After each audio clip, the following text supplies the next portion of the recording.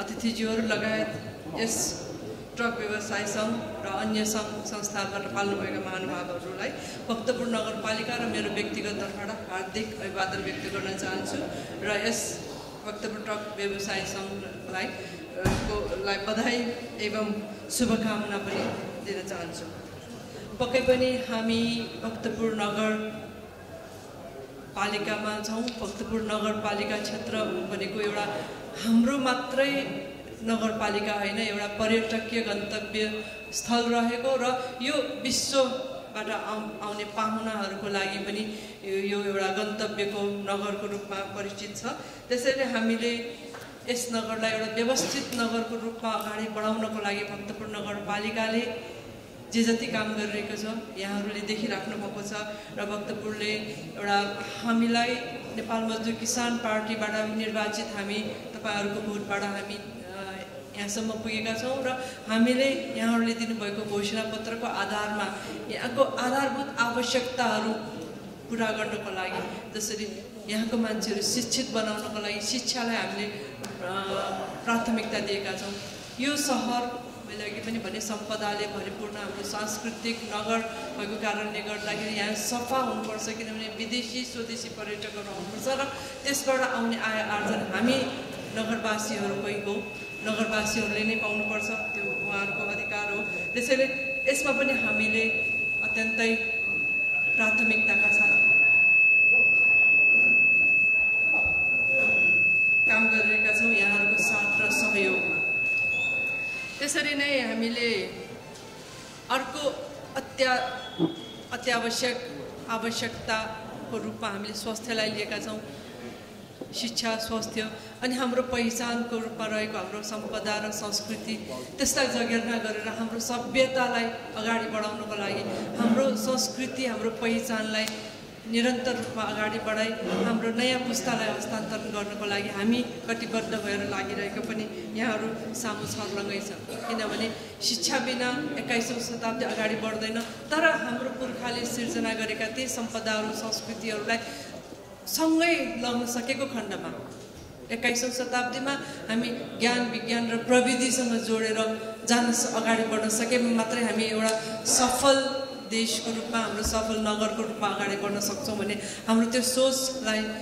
निरन्तर रूपमा अगाडि बढाउन हामी लागि परेका छौँ र त्यसमा पनि एउटा समाजवादी व्यवस्थाको सिद्धान्त अनुरूप भक्तपुर नगरपालिकाले शिक्षा, स्वास्थ्य, सरसफाई, सम्पदा संरक्षण जस्ता आदि इत्यादि कुराहरूलाई चाहिँ गहन रूपमा अगाडि बढाइरहेको यहाँ सामुन्य छ। किनभने एकजना मान्छे जन्मेपछि मृत्यु अवश्यम्भावी छ। त्यसैले हामीले यही भक्तपुरबाट नै शिशुलाई जन्म दिनको लागि खोपो अस्पताल सञ्चालन गरेका छौँ र रोग व्याधि लागेको खण्डमा उपचारको लागि अस्पतालहरू सञ्चालन गरेका छौँ भने विद्यालयहरूमा जानु अगाडि शिशु स्याहार केन्द्रको व्यवस्था हामीले हरेक वडामा गर्नलाई हामी अगाडि बढिरहेका छौँ र अहिलेसम्म हाम्रो 6 वटा शिशु स्याहार केन्द्र रहेको र अब 7औँमा हामी जाँदैछौँ। यसरी शिक्षा, स्वास्थ्य र उच्च शिक्षा हासिल गर्नको लागि सबै विद्यार्थीहरू विदेशी नै क्रम र भक्तपुर बाहिर गएर एकदम गाह्रो अवस्थामा उहाँहरूले शिक्षा लिइरहेको तपाईँ हामीले अनुभव गरेका छौँ। तर आगामी दिनहरूमा र अहिले पनि 2टा इन्जिनियरिङ कलेज लगायत अरू 7वटा कलेजहरू हामीले सञ्चालन गरेका छौँ र देशकै एउटा मात्रै सबैभन्दा सानो नगरपालिकाले यसरी कलेजहरू सञ्चालन गरेर अहिले पनि हामीसँग 7000 भन्दा बढी विद्यार्थीहरूले उच्च शिक्षा हासिल गरिरहेका छौँ। देशभरिका युवाहरूले त्यो शिक्षा हासिल गरिरहेका छन् र त्यो पनि सस्तो र उहाँहरूले गुणस्तरीय शिक्षा प्राप्त भइरहेको छ र अहिले भक्तपुरका यी कलेजहरू चाहिँ देशको एउटा फर्स्ट वा सेकेन्ड कलेजहरूको रूपमा प्रतिस्थापन भइरहेको यहाँहरूलाई जानकारी नै छ। र त्यति मात्र नभएर उच्च शिक्षा हासिल गरेर पनि काम गर्नको लागि, किनभने युवा पुस्ताहरूलाई कसरी हाम्रो देशमा अडाउने, हाम्रो देश बनेन मात्रै भनेर त त्यो टुङ्गो लाग्दैन। देशलाई बनाउनको लागि आवश्यक युवाहरू तयार गर्नु पर्यो, विभिन्न विषयका विद्यार्थीहरू तयार गर्नु पर्यो। त्यसैले हामीले हाम्रो देशको अहिलेको जुन अवस्था आएको छ त्यो अहिलेको मात्रै होइन, त्यो धेरै अगाडिको इतिहासले दिएको कुराको परिणाम हो यो। किनभने हाम्रो देशको बारेमा नबुझेको कारणले गर्दाखेरि अघि राजनीति भनेको एउटा सर्वोत्कृष्ट नीतिको रूपमा राजनीति शास्त्र हो। राजनीति शास्त्र पढ्नेहरूलाई त्यस्तै गरेर भूगोलको विषयमा थाहा नभएर हाम्रो देशलाई चिथोरेर खाइरहेको अवस्थामा भूगोललाई बुझ्न दिनुपर्छ भनेर हामीले भूगोल विषयमा, त्यस्तै गरेर संस्कृति संस्कार हराउँदै गएको कारणले गर्दाखेरि अस्ति हामीले भदौ 23-24 गतिको अवस्था हामीले भोग्नु पर्यो, जुन नाउँ लिन नचाहँदै पनि हामीले त्यो अवस्थालाई एकचोटि स्मरण गर्नुपर्ने हुन्छ। त्यस्तो अवस्था नआओस्। एउटा सुसंस्कृत सभ्य समाज निर्माण गर्नको लागि संस्कार र संस्कृति अध्ययन गरेको विद्यार्थीहरूलाई हामीले छात्रवृत्ति दिइरहेको छौँ। भाषा पनि जसरी राजनीति एउटा उत्कृष्ट विषय रहेको छ भने देश विकासको लागि र एउटा व्यवस्थापनको लागि, देशको व्यवस्थापनको लागि भने भाषा पनि आफ्नो संस्कार संस्कृति जगेर्ना गर्नको लागि हरेक भाषा त्यत्तिकै महत्त्वपूर्ण छ र भक्तपुरमा नेपाल भाषालाई हामीले जगेर्ना गर्नको लागि त्यसैले नै हामीले छात्रवृत्ति दिएर विद्यार्थीहरू तयार, युवा पुस्ता तयार गरिरहेका छौँ ताकि उनीहरूले देशलाई राम्रोसँग हाँक्न सकोस्। हरेक पृष्ठभूमिहरू भएका युवाहरू हामीले तयार गरिरहेका छौँ। त्यसै गरेर हामीले ऋणको व्यवस्था उपलब्ध गराइरहेका छौँ ताकि गरिबका सन्तानहरूले उच्च शिक्षा हासिल गर्नको लागि आमा बुवाले दिन नसकेर आफूले पढाइलाई छोड्ने गरेको त्यो कारणले गर्दाखेरि हामीले अब ऋण दिएर भए पनि पढाउनु पर्छ भनेर त्यो व्यवस्था पनि गरेका छौँ र अहिलेसम्म हामीसँग 700-800 विद्यार्थीहरूले ऋण लिएर पढिरहेको र धेरै राम्रो इमान्दारपूर्वक उहाँहरूले पैसा पनि फर्काइरहेको अवस्था छ। यसरी एउटा समग्र रूपमा एउटा व्यवस्थित एउटा समाजवादी व्यवस्थामा हुने व्यवस्थाको लागि भक्तपुर नगरपालिकाले एउटा नमुनाको काम गरिरहेको छ। त्यति मात्र नभएर अब शिक्षा पछि अब के त भन्दाखेरि तालिम पनि दिनु पर्यो। हरेक युवाहरूलाई चाहिँ एउटा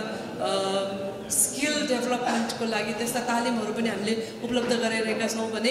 अनि कामको लागि उद्यमशील ऋण पनि हामीले उपलब्ध गराइरहेका छौँ ताकि उहाँहरू आफ्नो ठाउँमा बसेर केही कामहरू गर्न सकोस्, आफ्नो भविष्य निर्माण गर्न सकोस्, त्यही सँगसँगै देशको सेवा गर्न सकोस् र आफ्नो परिवार पाल्न सकोस् भन्ने पनि हो।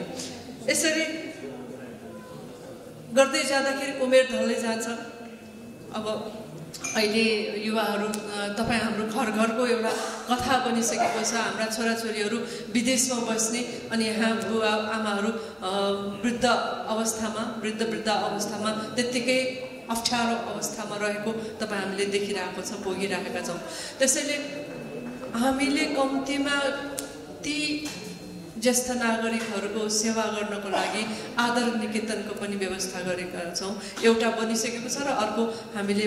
चाँडै निकट भविष्यमा हामीले चाँडै नै त्यो सञ्चालन गर्दैछौँ ताकि दिवा सेवा उहाँहरूले पाउन्। किनभने घर घरमा परिवार भए पनि सबैजना व्यस्त छ, काम गरी खानु उहाँहरूको एकदम अति आवश्यक भइसकेको छ। त्यसैले हामीले यसरी आदर निकेतनदेखि अनि मृत्यु पश्चात हामीले गर्ने जुन अन्तिम अवस्था छ त्यसमा पनि अहिले वातावरणीय कुराहरू आउँछ र सुधारिएको हामीले चुलो हाम्रो संस्कार पनि संस्कृति अनुसारको संस्कार पनि पुर्याउने र हाम्रो वातावरण जोगिने हिसाबले सुधारिएको सप्ताह गृह पनि सञ्चालन गरिन्छ। यसरी जन्मदेखि मृत्युसम्मको जति पनि गतिविधिहरू हो सरकारले गर्नुपर्ने, हाम्रो केन्द्रीय सरकारमा त्यतातिर कहिल्यै सोच गएको छैन। किनभने कोही पनि समाजवादी व्यवस्थाबाट उहाँहरूले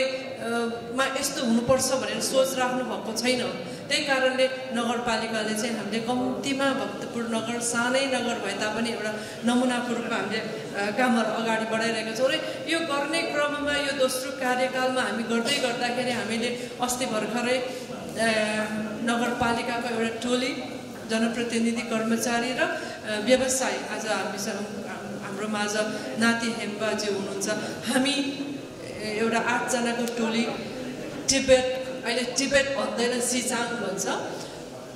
त्यो चीनको त्यो प्रान्तमा गयो हाम्रो छिमेकी हिमाल पारीको देश भन्छौँ हामीले त्यो ठाउँमा जाँदाखेरि साँच्चैकै समाजवादी व्यवस्था भयो भने कसरी व्यवस्थित किसिमले विकास हुँदो रहेछ हरेक क्षेत्रमा बाटोघाटो अस्पताल शिक्षा हैन त्यो ठाउँमा तर त्यहाँ चाहिँ कस्तो भने सरकारको उपस्थिति हामीले एकदमै राम्रोसँग देख्यौँ हरेक क्षेत्रमा सरकारको उपस्थिति उद्योगमा भनौँ अस्पतालमा भनौँ शिक्षामा भनौँ लगानी 60% सरकारको लगानी हुने त्यसपछि अरू सम्बन्धित सङ्घ संस्थाहरूको हुने र त्यसले गर्दाखेरि सबैजनाको आफ्नो इमान्दारितापूर्वक आफ्नो उत्तरदायित्व वहन गरिरहेको हामीले पायौँ र बाटोहरू पनि त्यस्तै हुन त टिबेट भन्ने ठाउँ पहिला चीनको सबैभन्दा भनौँ न पिछडिएको प्रान्तको रूपमा लिइन्छ तर हामी जाँदाखेरि त्यहाँ चाहिँ यति व्यवस्थित रूपमा अगाडि बढिरहेको पायौँ सायद यहाँ पनि हामीले त गरिरहेछौँ नेपाल मजदुर किसान पार्टीबाट हामी निर्वाचित हामी जनप्रतिनिधिहरू कर्मचारीहरू सँगै मिलेर जनताको साथ लिएर अगाडि समाजवादी व्यवस्थाको के कामहरू गरिरहेछौँ तर त्यहाँ चाहिँ त्यसरी सरकारको उपस्थित भयो भने हाम्रो देश पनि साँच्चैकै हाम्रो देश प्राकृतिक रूपमा त्यत्तिकै धनी देश हामीसँग युवा पुस्ताहरू हुनुहुन्छ र हामीले ह्युमन रिसोर्सेसहरूलाई पनि यसरी नै संलग्न गरेर समाजवादी व्यवस्था अनुरूपको अब धेरै पार्टीहरूले समाज कम्युनिस्ट भनेर राखे तापनि कम्युनिज्मको व्यवहार लागू नभएको कारणले गर्दाखेरि अहिले हामी सम्पूर्ण नेपाली दाजुभाइ दिदीबहिनीहरूले यसरी दिनानुदिन अत्यन्तै दुःखद घटनाहरू सुन्नु परिरहेको छ भोग्नु परिरहेको छ यसको लागि हामीले अबका दिनहरूमा यसलाई मनन गर्ने हो कि अब चुनाव आउँदैछ चुनावमा अलिकति यस्ता विषयहरूमा पनि सोचेर बुझेर अध्ययन गरेर अनि भोटहरू दिँदाखेरि आफ्नो जनप्रतिनिधिहरू चुन्दाखेरि र आफूले चाहेको काम हामीले त एउटा सुव्यवस्थित समाज निर्माण गर्ने हो नि त्यो भनेको सबैजनाको